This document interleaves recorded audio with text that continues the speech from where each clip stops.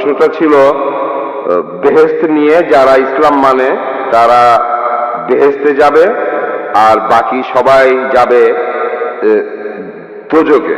এটা কি বিস্তারিত বলবেন? ধন্যবাদ। ভাই, আপনি প্রশ্ন করলেন যারা ইসলাম মানে তারা বেহেশতে যাবে আর যারা ইসলাম মানে না তারা দোজখে যাবে। তার মানে কি মুসলমানরা সবাই বেহেশতে যাবে আর অমুসলিমরা দোজখে যাবে? ভাই, কি করলে বেহেশতে যাবেন সেই কথাটা রয়েছে সূরা আসরে 1 নম্বর আয়াত থেকে 3 নম্বর আয়াতে বলা হয়েছে, ইন্নাল ইনসানা লাফি খুসর ইল্লাল্লাযিনা আমানু ওয়া আমিলুস সালিহাতি ওয়া তাওয়াসাউ বিল হাক্কি ওয়া তাওয়াসাউ বিস সাবর। মহাকালের শপথ, মানুষ জাতি অবশ্যই ক্ষতিগ্রস্ত তারা বাদে যারা ঈমান আনে, যারা সৎকর্ম করে, যারা মানুষকে সত্যের উপদেশ দেয় অর্থাৎ দাওয়া, আর যারা মানুষকে ধৈর্যের উপদেশ দেয়। কোন মানুষ বেহেশতে যেতে চাইলে তার 4টা জিনিস লাগবে: ঈমান, বিশ্বাস, ইসলামের স্তম্ভগুলির মধ্যে একটা সৎ পথে কাজ, মানুষকে সত্যের উপদেশ দেয়া আর মানুষকে ধৈর্যের উপদেশ দেয়া। এই 4টা জিনিসের একটাও বাদ গেলে স্বাভাবিক পরিস্থিতিতে আপনি বেহেশতে যেতে পারবেন না। শুধু আপনার নাম আব্দুল্লাহ, মোহাম্মদ, সুলতান বা জাকির হলে আপনি বেহেশতে যেতে পারবেন না।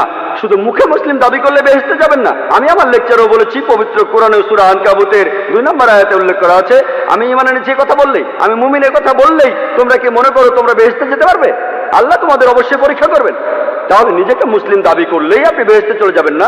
যে লোকটা ইসলাম ধর্ম পালন করে, ইসলাম শব্দটা এসেছে আরবি শব্দ সালাম থেকে, যার অর্থ শান্তি। এর আরেকটা অর্থ ঈশ্বরের কাছে নিজের ইচ্ছাকে সমর্পণ করে দেয়া। যে লোক আল্লাহর কাছে নিজের ইচ্ছাকে সমর্পণ করে দেয় সেই হলো মুসলিম। তাহলে যে লোক ঈশ্বরের কাছে নিজের ইচ্ছাকে সমর্পণ করে, তার নাম যাই হোক না কেন, সে বেহেশতে যাবে। তাহলে বেহেশতে যেতে হলে ঈমান থাকতে হবে। সবগুলো স্তম্ভের কথাই বলেছি। একজন সৃষ্টিকর্তা আছেন, নবী রাসূল আছেন, তারপর পরকাল আছে, কিতাব আছে ইত্যাদি। ভালো সব কাজ করা আর মহান স্রষ্টার কাছে নিজের ইচ্ছাকে সমর্পণ করা। আপনি যদি স্রষ্টার কাছে নিজের ইচ্ছাকে সমর্পণ করেন, আরবিতে সেটাকেই বলা হয় ইসলাম ধর্ম। তার মানে এই না যে আপনি পাকিস্তান বা সৌদি আরবে থাকলে বেহেশতে যাবেন না। সৌদি আরবের সব লোক আর পাকিস্তানের সব লোক আল্লাহ মালুম, তিনি জানেন সবাই বেহেশতে যাবেন কিনা। তাহলে সেই লোকগুলোই বেহেশতে যাবেন যারা আল্লাহ তাআলার নির্দেশগুলো মেনে চলে। যে আল্লাহ তাআলার নির্দেশগুলো মেনে চলে। আর আমি আমার লেকচারে বলেছি, যদি আপনারা ঈশ্বরের এই নির্দেশগুলো মেনে চলেন, শুধুমাত্র নাম দিয়ে নিজেদেরকে মুসলিম বা মোহাম্মদ বা আব্দুল্লাহ বলে আপনারা বেহেশতে যেতে পারবেন না। নাম বদলানো এখানে আবশ্যিক নয়। একটা নাম গ্রিন, এটা মুসলিম নাম নয়। এই নাম নিয়ে আপনি বেহেশতে যেতে পারবেন না এমনটা নয়। ইনশাআল্লাহ তিনিও বেহেশতে যাবেন। তিনি মুসলমান হয়েছেন, আগে খ্রিস্টান ছিলেন। তাহলে নাম দিয়ে বেহেশতে যাবেন না, ভালো কাজ থাকলে যাবেন। ঈমান, সৎ কাজ, মানুষকে সত্যের উপদেশ দেয়া, ধৈর্যের উপদেশ দেয়া। যদি ভালো কাজ করেন, আপনার ঈমান থাকে, মানুষকে সত্যের আর ধৈর্যের উপদেশ দেন, ইনশাআল্লাহ তাহলে সেই লোক বেহেশতে যেতে পারবেন। আশা করি উত্তরটা। ইসলাম শব্দটা এসেছে আরবি শব্দ সালাম থেকে, যার অর্থ শান্তি। এর আরেকটা অর্থ ঈশ্বরের কাছে নিজের ইচ্ছাকে সমর্পণ করে দেয়া। যে লোক আল্লাহর কাছে নিজের ইচ্ছাকে সমর্পণ করে দেয় সেই হলো মুসলিম। তাহলে যে লোক ঈশ্বরের কাছে নিজের ইচ্ছাকে সমর্পণ করে, তার নাম যাই হোক না কেন, সে বেহেশতে যাবে। তাহলে বেহেশতে যেতে হলে ঈমান থাকতে হবে। সবগুলো স্তম্ভের কথাই বলেছি। একজন সৃষ্টিকর্তা আছেন, নবী রাসূল আছেন, তারপর পরকাল আছে, কিতাব আছে ইত্যাদি। ভালো সব কাজ করা আর মহান স্রষ্টার কাছে নিজের ইচ্ছাকে সমর্পণ করা। আপনি যদি স্রষ্টার কাছে নিজের ইচ্ছাকে সমর্পণ করেন, আরবিতে সেটাকেই বলা হয় ইসলাম ধর্ম। তার মানে এই না যে আপনি পাকিস্তান বা সৌদি আরবে থাকলে বেহেশতে যাবেন না। সৌদি আরবের সব লোক আর পাকিস্তানের সব লোক আল্লাহ মালুম, তিনি জানেন সবাই বেহেশতে যাবেন কিনা। তাহলে সেই লোকগুলোই বেহেশতে যাবেন যারা আল্লাহ তাআলার নির্দেশগুলো মেনে চলে। যে আল্লাহ তাআলার নির্দেশগুলো মেনে চলে। আর আমি আমার লেকচারে বলেছি, যদি আপনারা ঈশ্বরের এই নির্দেশগুলো মেনে চলেন, শুধুমাত্র নাম দিয়ে নিজেদেরকে মুসলিম বা মোহাম্মদ বা আব্দুল্লাহ বলে আপনারা বেহেশতে যেতে পারবেন না। নাম বদলানো এখানে আবশ্যিক নয়। একটা নাম গ্রিন, এটা মুসলিম নাম নয়। এই নাম নিয়ে আপনি বেহেশতে যেতে পারবেন না এমনটা নয়। ইনশাআল্লাহ তিনিও বেহেশতে যাবেন। তিনি মুসলমান হয়েছেন, আগে খ্রিস্টান ছিলেন। তাহলে নাম দিয়ে বেহেশতে যাবেন না, ভালো কাজ থাকলে যাবেন। ঈমান, সৎ কাজ, মানুষকে সত্যের উপদেশ দেয়া, ধৈর্যের উপদেশ দেয়া। যদি ভালো কাজ করেন, আপনার ঈমান থাকে, মানুষকে সত্যের আর ধৈর্যের উপদেশ দেন, ইনশাআল্লাহ তাহলে সেই লোক বেহেশতে যেতে পারবেন। আশা করি উত্তরটা পেয়েছেন। এর পরের প্রশ্ন পুরুষদের মধ্য থেকে, আপনার নাম এবং পেশা। আমার নাম রাজাজি, নিউ কলেজে ফার্স্ট ইয়ারে পড়ি। আমার আর আপনার দৃষ্টিভঙ্গি একেবারে আলাদা, তাই কিন্তু আমার নিজের মতটাও আমার জানানো উচিত। আপনি বললেন কৃষ্ণের 16,000 স্ত্রী ছিল, আমরা মুসলমানরাও 4টা বিয়ে করতে পারি। এতে এ কথাই বলা যায়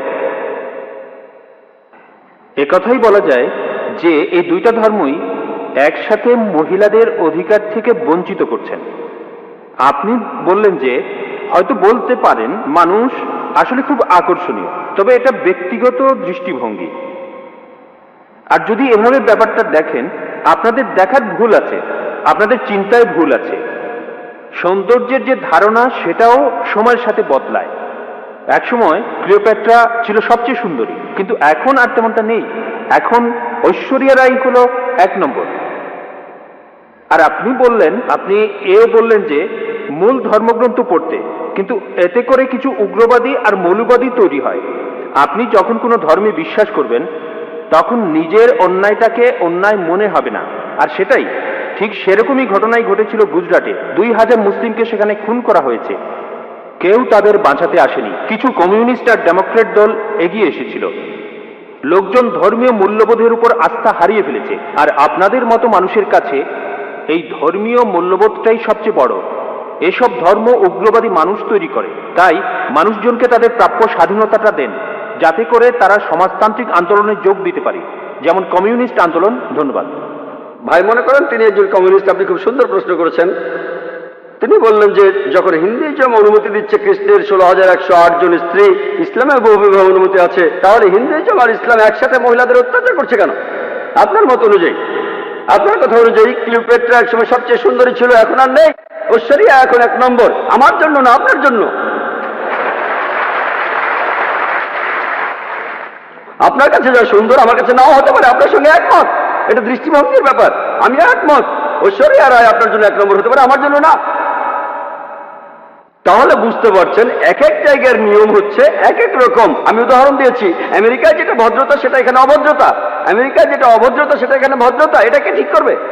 আপনার কথা মানলাম। আপনি যদি ভাবেন একাধিক স্ত্রীর অর্থ মহিলাদের অত্যাচার করা, তাহলে লক্ষ লক্ষ মহিলাদের দায়িত্ব কে নেবে? আপনি। তাদের কে দেখবে? আপনার কমিউনিস্ট আন্দোলন দেখবে? আল্লাহ মানুষ জাতির সমস্যার সমাধান দিয়েছেন এই পবিত্র কোরআনে। সেই সমাধানটা আপনি হজম করতে পারছেন না। আমি আপনাকে একটা প্রশ্ন করছি, বর্তমানে পুরুষের চাইতে মহিলা কয়েক লক্ষ জন বেশি। কে তাদের দায়িত্ব নেবে? কে?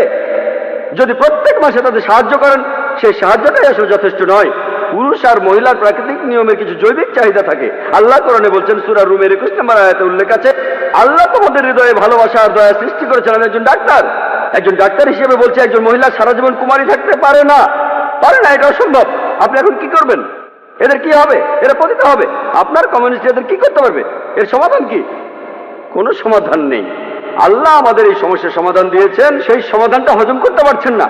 তাহলে এখানে সমস্যাটা হলো সমাধান পছন্দ হচ্ছে না, আপনি সমাধান দেন। এর চাইতে ভালো সমাধান কি দিতে পারেন? ইসলামে একাধিক বিয়ে করাটা আবশ্যিক নয়, 4টা বিয়ে করা আবশ্যিক নয়। আমি এমন কোন ইন্ডিয়ান মুসলিমকে চিনি না যার 4টা স্ত্রী, কাউকে চিনি না। অন্যান্য কিছু বিদেশি মুসলিম আছেন। আপনাকে বুঝতে হবে ভাই, এটাই হলো সমাধান। সব পুরুষই একাধিক বিয়ে করতে পারে না, সবাই করতে পারে না। তবে কিছু মানুষ স্ত্রীদের সুবিচার করতে পারে, আল্লাহ তাদের অনুমতি দিয়েছেন। তারা যদি সুবিচার করতে পারে, আপনার সমস্যা কোথায়? কোথায় মহিলাদের অত্যাচার করছি? আমরা তাদের সম্মান করছি। আপনি যে আমেরিকা তথাকথিত আধুনিক কালচারের কথা বলছেন, আর্ট কালচারের নামে তারা কি করছে? তারা মহিলাদের অসম্মান করছে। আপনি যে নারী স্বাধীনতার কথা বলছেন, সেটা আসলে স্বাধীনতার নামে শরীরকে শোষণ করছে, সম্মানের অবমাননা করছে, আর আত্মাকে বঞ্চিত করছে। পশ্চিমা সমাজ আসলে মহিলাদের অধিকার দেওয়ার কথা বলে তাদের নামিয়ে দিচ্ছে উপপত্নীর স্তরে, রক্ষিতার স্তরে। তারা সমাজের প্রজাপতি, যারা আর্ট কালচারের পর্দার পেছনে থাকে। আর্ট আর কালচারের নামে ঐশ্বরিয়া রায়, সে আবার কে? মডেলিং, তাই তো? ঠিক না? এখানে আপনাকে সঠিকভাবে চিন্তা করতে হবে। আমরা মাকে বিক্রি করতে চাই না, আমরা বোনকে বিক্রি করতে চাই না। আপনি চাইলে তা করেন। একটা অ্যাডের কথা শুনেছিলাম, আগের লেকচারও আমি বলেছিলাম, BMW। এক লোক বলছিল খুব বিখ্যাত অ্যাড, BMW নাম শুনেছেন? খুব দামি গাড়ি, মার্সিডিজ বেঞ্চের সঙ্গে কম্পিটিশন করে। সেই অ্যাডে বিকিনি পরা একটা মেয়ে গাড়ির সামনে দাঁড়িয়ে আছে, এখনই চালানো শুরু করুন। মেয়েটাকে না গাড়িটাকে? আপনারা কি করছেন? কমিউনিজমের কথা বলে, মহিলাদের অধিকারের কথা বলে আপনাদের মা বোনকে বিক্রি করছেন, আপনাদের মা বোনকে বিক্রি করছেন। আমরা মুসলিমরা এটা করতে চাই না, আমরা এটা করতে চাই না।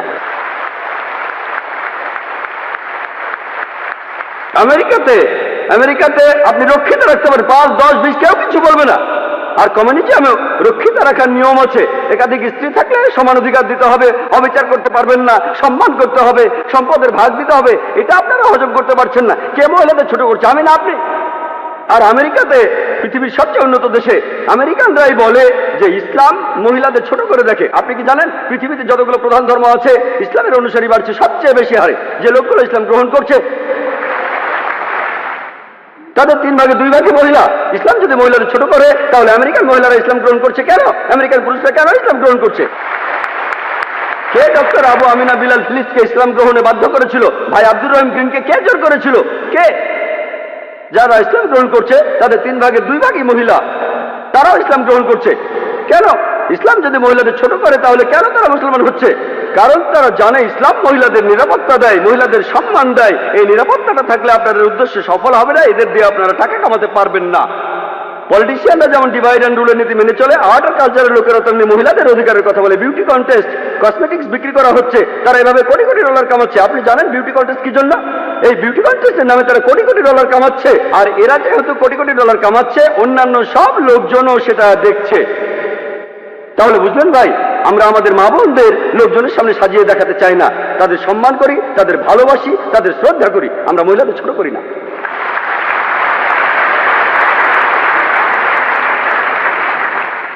একজন অমুসলিম বোন।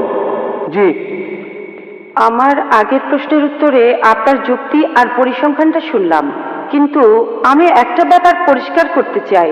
সম্ভবত আগের দিনগুলোতে যুদ্ধ হলে পুরুষরাই যুদ্ধের ময়দানে যেত, পরিবারের হয়ে উপার্জন করত, কিন্তু এখন সময় বদলেছে আর সম্ভবত ভবিষ্যতে এই পরিস্থিতি আরো বদলাবে। মহিলারা যুদ্ধে যাবে, এখনকার দিনে মহিলারা চাকরি বাকরি করছে, আর হতে পারে মহিলাদের মৃত্যুর হার আরো বাড়বে। আর সেরকম সময়ে আসলে তখন কি একথা বলা যাবে যে হ্যাঁ, পুরুষ মানুষের মাত্র একজন স্ত্রী থাকা উচিত? এই ধর্মগুলো আসলে পৃথিবীর মানুষের জন্য, ঈশ্বরের জন্য না। বোন, আপনি খুব ভালো প্রশ্ন করেছেন। আগেকার দিনে যুদ্ধের সময় বেশি পুরুষ মারা যেত, আমি আপনার সাথে একমত। এখন সময় বদলে গেছে, কিন্তু তারপরে এখনো যুদ্ধে পুরুষই বেশি মারা যায়। গালফ ওয়ারে বেশি পুরুষ মারা গেছে, আফগানিস্তানে পুরুষ মারা গেছে বেশি, ভিয়েতনাম যুদ্ধে বেশি পুরুষ মারা গেছে। তবে আগেকার দিনে যত বেশি মারা যেত, এখন তত বেশি মারা যায় না, আমি একমত। এখনকার দিনে আমি বলেছি, ধূমপানে যে মানুষগুলো মারা যায় তাদের বেশিরভাগই হলো পুরুষ। মদ খেয়ে যারা মারা যাচ্ছে তাদের বেশিরভাগই পুরুষ। অ্যাক্সিডেন্টে মারা যাচ্ছে বেশি পুরুষ। আমি আপনার সাথে একমত যে মহিলারাও এখন যুদ্ধে যাচ্ছে। আর আমেরিকাতে কি ঘটনা ঘটলো? কয়েক বছর আগে আর্মিতে মহিলা সেকশন খোলা হলো, মহিলারা আর্মিতে, তখন থেকে মহিলার আর্মিতে যেতে লাগলো। আপনি কি জানেন সেই সময়কার আমেরিকার প্রেসিডেন্ট তিনি ছিলেন বিল ক্লিন্টন। হ্যাঁ, বিল ক্লিন্টন। তিনি পার্লামেন্টে ক্ষমা চেয়েছিলেন। আপনি জানেন 96 জন মহিলা ধর্ষিত হয়েছিল তাদের সুপিরিয়রের কাছে। তিনি পার্লামেন্টের ভেতরে ক্ষমা চেয়েছিলেন। বেশিরভাগ মহিলাদের যারা যুদ্ধ করতে গিয়েছিল তাদের সুপিরিয়ররাই তাদের ধর্ষণ করেছে।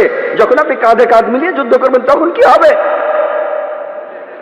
এটা হলো পরিসংখ্যান, এটা হলো আমেরিকান পরিসংখ্যান। সমস্যা হলো আমি একমত, আমি আপনার দৃষ্টিভঙ্গির সাথে একমত। আপনার প্রশ্নটা নিষ্পাপ, কারণ আপনি পরিসংখ্যানটা জানেন না। আপনি কি জানেন? আমি জানি মহিলারা এখন চাকরি করছে আমেরিকাতে। জানেন আমেরিকাতে প্রত্যেক দিন 1996 সালের পরিসংখ্যান অনুযায়ী ডিপার্টমেন্ট অফ জাস্টিস বলছে প্রত্যেক দিন 2730 জন মহিলা ধর্ষিত হয়েছে। প্রতি 32 সেকেন্ডে একজন মহিলা ধর্ষিত হচ্ছে। আমরা গত 3 ঘন্টা ধরে এই অডিটোরিয়ামে আছি, গত 3 ঘন্টায় 300-এরও বেশি মহিলা আমেরিকাতে ধর্ষিত হয়েছে যখন আমরা এখানে। এখন ইসলাম মহিলাদের কাজ করার বিরুদ্ধে নয়, ইসলাম মহিলাদের কাজ করতে বাধা দেয় না। তবে ইসলামে আয় উপার্জনের দায়িত্বটা হলো পুরুষের। মহিলা কাজ করলে ভদ্রচিত কাজ করতে পারে, এমন কাজ না যে মডেলিং, নাচা, গান গাওয়া অথবা পুরুষদের সাথে মেলামেশা করা। মহিলাদের কাজ করার অনুমতি আছে বোন, কিন্তু যে কাজগুলো অসম্মানজনক সেখানে সম্ভাবনাটাই বেশি যে আপনাকে ছোট করা হবে, অবিচার হবে। কিছু বলতে চান আপনি? আমি মহিলাদের অসম্মানজনক কাজের কথা বলছি না, আমি ভালো কাজের কথাই বলছি। যেমন গাড়ি চালানো। পৃথিবীতে এখন মহিলা গাড়ি চালকের সংখ্যা বাড়ছে। ধরেন আমরা ভবিষ্যতের অবস্থা অনুমান করে নিলাম যে মহিলারা বাইরে বেশি কাজ করছে, তাদের মৃত্যু হার বেড়ে গেছে। সেরকম সময়ে কি এমন ধর্মের প্রবর্তন করতে পারি যেখানে পুরুষের মাত্র একটাই স্ত্রী থাকবে? আমি বর্তমান সময়ের প্রেক্ষাপট নিয়ে বলছি না, সব ধর্মের কথাই বলছি। আমার প্রশ্নটা হলো, সময় বদলানোর সাথে সাথে আমরা কি আমাদের ধর্মটাকেও বদলে নিতে পারি? বোন একটা সুন্দর প্রশ্ন করেছেন যে সময় বদলানোর সাথে সাথে ধর্মকে বদলাতে পারি কিনা। যদি ধর্মটা নিখুঁত না হয়ে থাকে তাহলে পরিবর্তনের প্রয়োজন আছে, কিন্তু নিখুঁত হয়ে থাকলে পরিবর্তনের কোনো প্রয়োজন নেই। তাহলে ধর্মের ভেতরে যদি সমস্যা থাকে, সেজন্যই আমি বলেছি মাত্র একটা ভুল বের করে দেখেন। আপনি বলছেন যদি এমনটা হয়, যদি এমনটা হয় 100 বছর পরে যদি মহিলারা বেশি বেশি কাজ করে তাদের মৃত্যুর হার বেড়ে যায়, যদি পৃথিবীতে মহিলার সংখ্যা কমে যায়, অনেকগুলো যদি বোন, সৃষ্টিকর্তা ভবিষ্যতের কথা ভালো জানেন, আপনি আমি জানি না। সৃষ্টিকর্তা ভালো জানেন। তিনি বলেছেন যে একজন পুরুষ একাধিক বিয়ে করতে পারে, আবশ্যিক নয়। যদি আপনার কথা মেনে নেই, যদি আপনার কথা মেনেও নেই, মহিলাদের সংখ্যা সমান হয়ে যাবে। মুসলিম পুরুষরা যে একাধিক বিয়ে করবে এটা আবশ্যিক না। আমার মাত্র একজন স্ত্রী, আমার স্ত্রী মাত্র একজনের, আমি তাকে নিয়েই সন্তুষ্ট, আর বিয়ে করতেও চাই না। এটা কোনো সমস্যা না। কেউ যদি করতে চান তাতেও কোনো সমস্যা নেই। বিয়ে করতে চাইলে করবেন, না চাইলে করবেন না। তবে একাধিক বিয়ে করলে তাদের সাথে সুবিচার করতে হবে। বোন, আমাদের সৃষ্টিকর্তা মহান ঈশ্বর, তিনি ভবিষ্যৎ জানেন। যেমন ডাক্তাররা বলেন সায়ানাইড খাবেন না, কিন্তু ধরেন সায়ানাইড আমার কোনো ক্ষতি হয় না। উদাহরণ দিচ্ছি, ডাক্তার জানে, কিন্তু ডাক্তাররাও মানুষ, তারও ভুল হতে পারে। মহান সৃষ্টিকর্তা তো সবার উপরে বড় ডাক্তার, তিনি সবচেয়ে বড় ডাক্তার, তিনি আমাদের প্রয়োজনটা জানেন। সেজন্য আমি বলছি, এখন আপনি কোরআনের একটা ভুল দেখান, আগামীকাল হয়তো একটা কিছু হবে, সেদিন ইনশাআল্লাহ আপনি আমাকে প্রশ্ন করবেন আর আমিও আপনাকে উত্তর দেব। আমার নাম শ্রীরাম, আমি একজন ইঞ্জিনিয়ারিং গ্র্যাজুয়েট। আমি আপনাকে একটা প্রশ্ন করতে চাই। আপনি বললেন যে দশরথের 3 জন স্ত্রী ছিল, আর আমরা রামায়ণপুরে এটা জেনেছি যে দশরথ তার স্ত্রীদের সমানভাবে দেখতে গিয়ে নিজের জীবনটাই হারিয়েছিল। আপনি হয়তো এখানে বলতে পারেন যে এটা আল্লাহর একটা পরীক্ষা। এখন এই স্ত্রীদের কি হবে? কারণ দুর্ভোগটা পৌঁছে তারাই, যখন স্বামী দায়িত্ব পালনে ব্যর্থ হয় তখন স্ত্রীদের দায়িত্ব কে নেবে? আর এই মহিলাদের তখন কি হবে? আর এটা কি ঠিক? ভাই, আপনি প্রশ্ন করলেন যে দশরথের 3 জন স্ত্রী ছিল, সবাইকে সমান অধিকার দেয়ায় স্ত্রীরাই কষ্ট পেয়েছিল। তিনি এই কথাটাই বললেন, এটা একটা পরীক্ষা। কোরআন বলছে কষ্টটা একটা পরীক্ষা।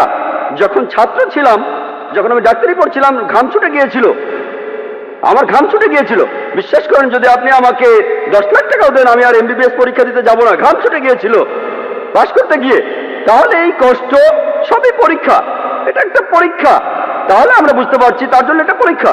যদি সেই মহিলা ভালো স্ত্রীর মতো আচরণ করে আর ঈশ্বরের নির্দেশগুলো মেনে চলে, স্ত্রীর কর্তব্যগুলো পালন করে, তার স্বামী যদি দায়িত্ব পালন না করে, মহিলা পরীক্ষা পাশ করবে আর স্বামী এই পরীক্ষা ফেল করতে পারে, তাহলে ভাই এই জীবনটা একটা ক্ষুদ্র অংশ। গড়ে একজন মানুষ 50 বছর পর্যন্ত বাঁচে, অথবা 40 বছর, কেউ 20 বছরে মারা যায়, আবার কেউ 80 বছরে।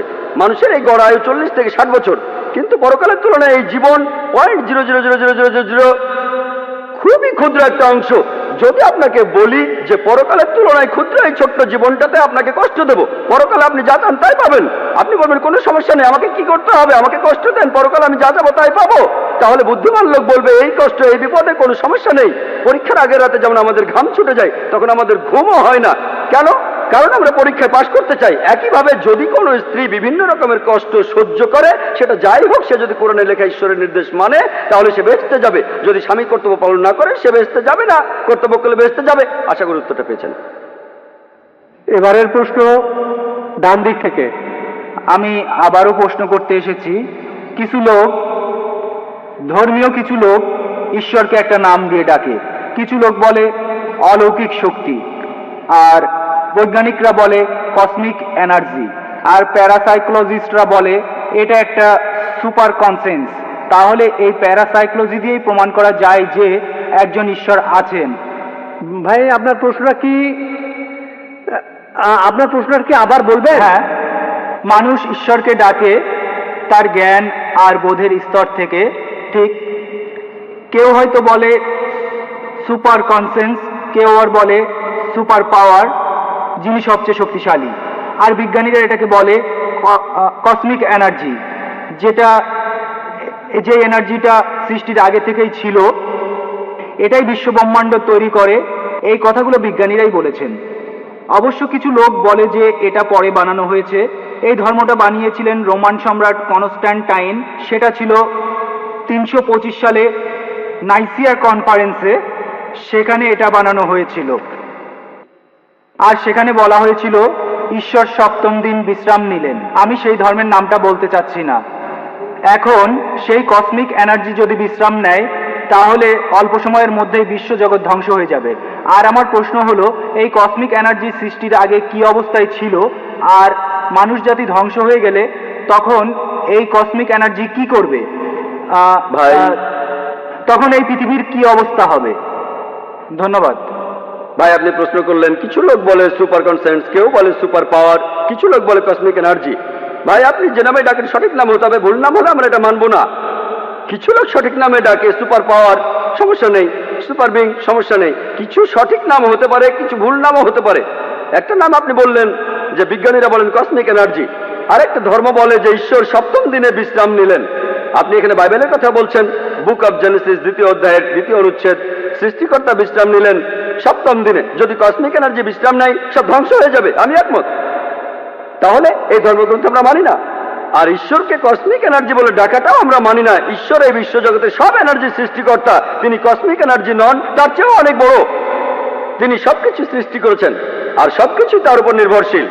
তাহলে যে ধর্মগ্রন্থে বলা হচ্ছে ঈশ্বর বিশ্রাম নিলেন, আমরা সেটা মানি না। ঈশ্বরের বিশ্রামের প্রয়োজন হয় না। আল্লাহ পবিত্রকরণে বলেছেন, সূরা বাকারার 255 নম্বর আয়াতে উল্লেখ আছে যে আল্লাহর নিদ্রার প্রয়োজন হয় না, তার বিশ্রাম নেওয়ার প্রয়োজন হয় না। তাহলে স্রষ্টার বিশ্রামের প্রয়োজন হয় না, সৃষ্টিকর্তার এই সংজ্ঞাটা আসলে ভুল। সঠিক সংজ্ঞাটা যদি আপনারা কোরআন পড়েন, আল্লাহর বিশ্রামের প্রয়োজন নেই। আর আপনি যে নামেই ডাকুন সেটা সঠিক নাম হলে কোনো আপত্তি নেই, যদি ভুল নামে ডাকেন তাহলে আপত্তি আছে। আজকে বিজ্ঞানীরা ঈশ্বরকে বাতিল করছেন না, ঈশ্বরের প্রচলিত ধারণাকে বাতিল করছেন। আশা করি উত্তরটা পেয়েছেন। অমুসলিম ভাই বোনদের অনুরোধ করছি মাইকের সামনে আসতে, যাতে আমরা আপনাদের দেখতে পারি আর প্রশ্ন করার সুযোগ দিতে পারি।